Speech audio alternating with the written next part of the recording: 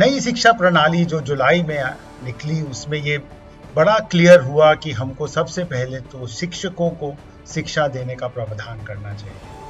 उसके बाद early childhood care और फंक्शनल लिटरेसी एंड न्यूमरेसी पे काम करना चाहिए। और एक और चीज़ है कि हमें हर समाज के हर वर्ग को शिक्षा देनी चाहिए और उनको समन्वय अच्छी शिक्षा मिलनी चाहिए। वोकेशनल एजुकेशन भी एक ऐसी चीज़ के बारे में बात हुई कि किस तरीके से हम शिक्षा में हर लेवल पे वोकेशनल एजुकेशन करें, जिससे कि जो लोग हमारी छात्र शिक्षा पद्धति से बाहर निकलें वो कुछ ऐसा काम करें जिससे कि देश की शिक्षाओं को, समस्याओं को सुलझाएं।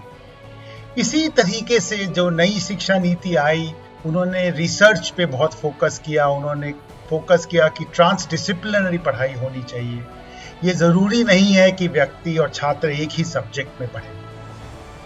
इस तरफ से ISDM और अशोका यूनिवर्सिटी, अजीम प्रेमजी जैसी नई संस्थाएं भी चल रही हैं, जो आज प्रैक्टिशनर और एकेडमिशियंस दोनों को साथ लेके काम करना चाहते हैं। उस तरीके से ये देखा जाए कि छात्र में हेड, हार्ट और हैंड, दिल, दिमाग और हाथ, इन तीनों का कैसे समन्वय बांधा जाए, जिससे कि जो छात्र निकले वो बाहर जाके एक एप्लीकेशन में काम कर सके, समस्याओं को समझ सके और समस्याओं को सुलझा सके। If you look at the progress of management education in India in the last 75 years, we can feel satisfied that when we got independence, there was hardly any place for formal management education. And from that stage, now we have come to a place where we have many institutes, not only in the government sector, but also in the private sector. And we have been able to develop a lot of management manpower in the country. So overall, it's a good scenario.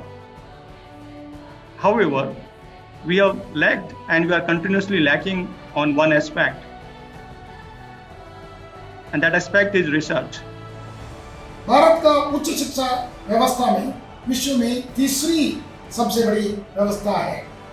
21वीं सदी में बड़ी संख्या में विश्वविद्यालय और संस्थान का इसकी साक्षी है।